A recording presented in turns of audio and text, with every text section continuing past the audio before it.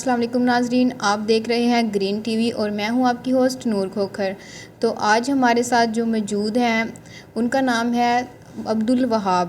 تو یہ پاکستان تحریک انصاف کے پریزیڈنٹ ہیں سرگودا کے۔ تو ان سے ہم پوچھیں گے ایک تو مہنگائی کے بارے میں کہ اتنی زیادہ مہنگائی ہو چکی ہے، تو اس میں پی ڈی ایم کا آتا ہے یا عمران خان کا آتا ہے؟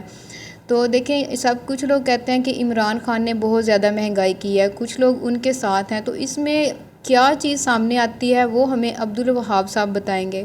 السلام علیکم۔ وعلیکم السلام۔ جی سر جی، آپ ہمیں بتائیں گے کہ یہ مہنگائی کے بارے میں جو اتنے شور ہو رہے ہیں کہ غریب مہنگائی کی وجہ سے بہت زیادہ پریشان ہیں، تو اس میں کس کا قصور ہے؟ میم، سب سے پہلے تو میں آپ کا شکریہ ادا کرتا ہوں کہ آپ نے مجھے موقع دیا۔ تو آپ نے مہنگائی کی بات کی، وہ میں آپ کو بتانا چاہتا ہوں کہ دیکھیں، 35-40 سال سے جو ہے وہ یہ لوگ حکومت کر رہے ہیں۔ انہوں نے باریاں لگائی ہوئی تھی، سارا انہوں نے جو ہے پیسہ ٹیکس کا اور عوام کا جو ہے یہاں سے باہر لے کر گئے ہیں، جو کہ ان کے کیسوں میں بھی جو ہے وہ ظاہر ہوا ہے۔ ٹھیک ہے، خان صاحب نے جو 3.5 سال کی حکومت کی ہے، اس میں یہ اپنی اب جو پی ڈی ایم کی حکومت آئی ہے، اس میں یہ خود مانے ہیں کہ خان صاحب سبسڈی دے رہے تھے عوام کو جو ہے وہ ریلیف دے رہے تھے۔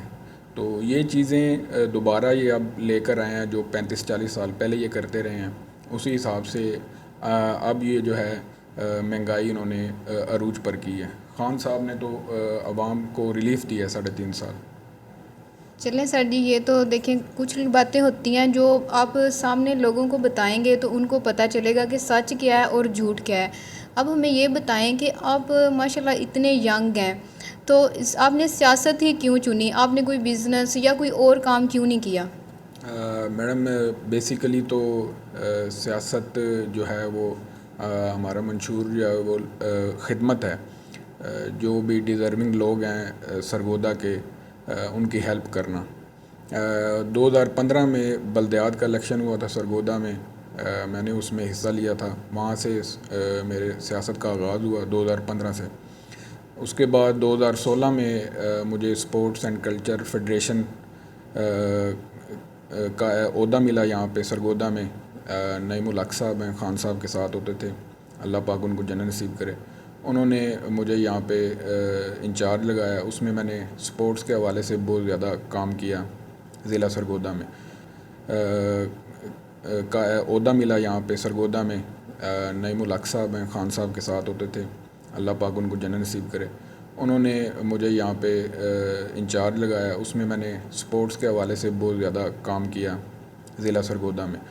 تو اسی طرح 2019 میں پھر مجھے یوتھ ونگ کے پلیٹ فارم سے جو ہے وہ ڈسٹرکٹ پریزیڈنٹ منتخب کیا گیا پارٹی کی طرف سے۔ تو میں نے الحمدللہ 7 تحصیلوں میں جو ہے، ہماری جو 7 تحصیل ہیں وہاں پہ اپنی یوتھ کی جو ہے میں نے وہ ٹیم بنائی 7 تحصیلوں میں۔ اور خان صاحب کی جو بھی کال ہوتی تھی، لاہور کی، اسلام آباد کی، وہ جلسے ہوتے تھے، وہ بائی الیکشن ہوتے تھے، جو بھی چیزیں ہوتی تھی وہ الحمدللہ سرگودا کی جو یوتھ ہے وہ میرے ٹینور میں خان صاحب کے شانہ بشانہ رہی، اور خان صاحب کی ہر کال پر ہم جو ہے وہ ان کے ساتھ رہے۔ اچھا سر جی، آپ یہ بتائیے کہ آپ سیاست میں بھی گئے ہیں، اس کے بعد آپ مجھے تھوڑا سا بتائیں گے کہ آج کل یہ کرائم بہت زیادہ ہو رہے ہیں۔ اب بعض اوقات چھوٹی چھوٹی بچیوں کے ساتھ زیادتی ہو رہی ہے۔ اب تو بچیوں کو، پہلے لوگ بچیوں کو چھپاتے تھے، اب بچوں کو بھی چھپایا جا رہا ہے کہ ان کے ساتھ بھی زیادتیاں ہو رہی ہیں۔ تو اس کے بارے میں آپ کیا کہیں گے کہ کرائم کو کیسے روکا جا سکتا ہے؟ جب یہ پولیس تھانوں میں جاتی ہیں باتیں، تب ان کو چھپا لیا جاتا ہے۔ اب جیسے یہ ایک زینب بچی کا کیس آیا تھا، تو ان کو ہائی کورٹ تک ہر جگہ پہ لے کے گیا ہے، لیکن یہ ہے کہ بعد میں اسی کیس کو چھپا دیا جاتا ہے، اس کا کوئی سراغ نہیں ملتا۔ تو کیا اس کو ایسے ہی کرنا چاہیے یا کرائم کو ظاہر کر کے اس کو ختم کرنا چاہیے، ہمارے معاشرے سے یہ برائی ختم ہو؟ میڈم، آپ نے بالکل صحیح بات کی ہے۔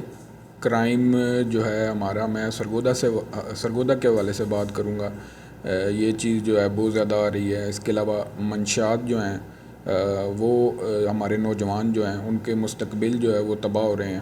ہماری جو نوجوان نسل ہے اس میں فیمیل میل دونوں ہیں، تو اس کے لیے ہمیں لا اینڈ آرڈر جو ہے میں سمجھتا ہوں کہ وہ ہمیں مضبوط کرنا چاہیے، اس پہ عمل ہونا چاہیے، کیونکہ ہم دیکھیں چائنا کی جو ہے وہ مثال دیتے ہیں، لیکن چائنا کیسے اوپر آیا؟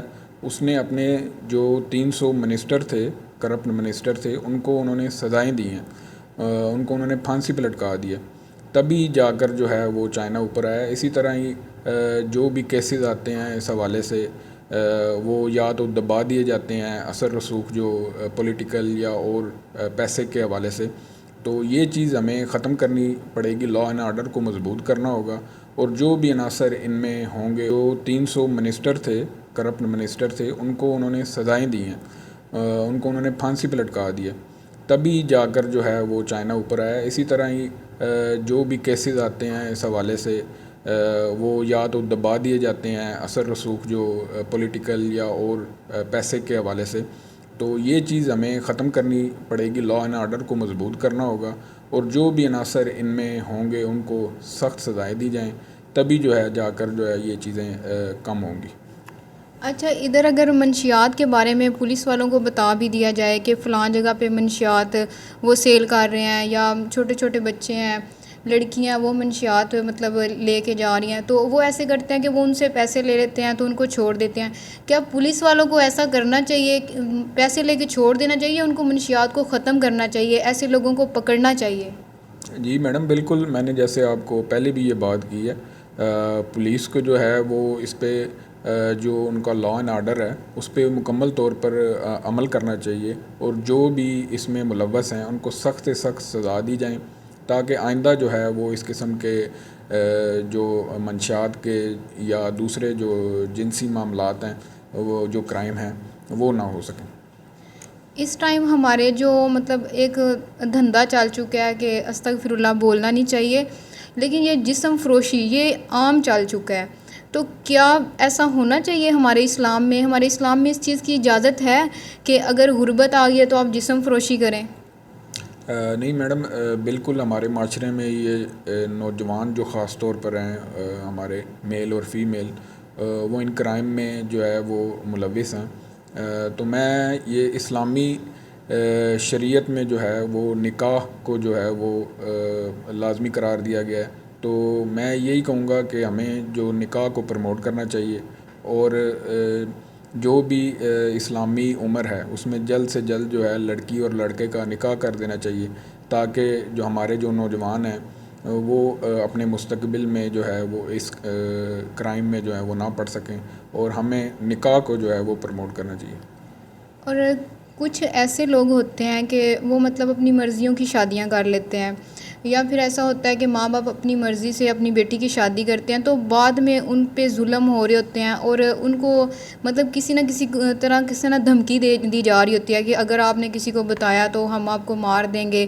کیا ایسی فیمیلز کا ساتھ ہمیں دینا چاہیے جو اپنے گھر میں مجبور ہوتی ہیں، وہ ہسبینڈ سے مار کھا رہی ہوتی ہیں، وہ سسرال سے مار کھا رہی ہوتی ہیں، وہ کسی کے آگے بول نہیں رہی ہوتی، کیونکہ وہ اگر باہر کسی کو بتائیں تو ہیں، اور ان کو مطلب کسی نہ کسی طرح دھمکی دی جا رہی ہوتی ہے کہ اگر آپ نے کسی کو بتایا تو ہم آپ کو مار دیں گے۔ کیا ایسی فیمیلز کا ساتھ ہمیں دینا چاہیے جو اپنے گھر میں مجبور ہوتی ہیں، وہ ہسبینڈ سے مار کھا رہی ہوتی ہیں، وہ سسرال سے مار کھا رہی ہوتی ہیں، وہ کسی کے آگے بول نہیں رہی ہوتی، کیونکہ وہ اگر باہر کسی کو بتائیں تو باہر بھی بہت زیادہ بلیک میلر بیٹھے ہوتے ہیں، تو ان کا ساتھ ہمیں کس طریقے سے دینا چاہیے؟ جی میڈم، اس میں جو ہے ہمیں ان کا ساتھ دینا چاہیے، اور اس کے لیے جو گورنمنٹ ہے اس نے انسانی حقوق کے ادارے بھی بنائے ہوئے ہیں، تو ہمیں ان سے جو ہیلپ لے کر ان جو ہماری یہ جو عورتیں ہیں ان کا ہمیں ساتھ دینا چاہیے، اور اس طرح کے معاملات میں جو بھی کردار مجرم ہو اس کو جو ہے سزا دینی چاہیے، تاکہ یہ جو معاملات ہیں یہ حل ہو سکیں۔ بہت شکریہ سر، آپ ہمارے پروگرام میں آئے، بہت اچھا لگا آپ سے بات کر کے۔ اگر سب لوگوں کی سوچ ایسی ہو جائے تو ہو سکتا ہے ہمارے ملک سے، ہمارے معاشرے سے یہ جرائم، یہ کرائم سب ختم ہو جائے۔ تو ناظرین، آج ہمارے ساتھ موجود تھے عبدالوہاب صاحب، بہت اچھی باتیں انہوں نے کی، اور مجھے بہت خوشی ہوئی کہ ہر انسان کی سوچ جو ہے نا وہ ایک پازیٹیو سوچ ہونی چاہیے۔ جب تک آپ اپنی سوچ نہیں بدلیں گے، آپ اپنے معاشرے، اپنے ملک کو کبھی نہیں بدل سکتے۔ تو مزید ہمارے پروگرام دیکھنے کے لیے دیکھتے رہیں گرین ٹی وی۔ اللہ حافظ۔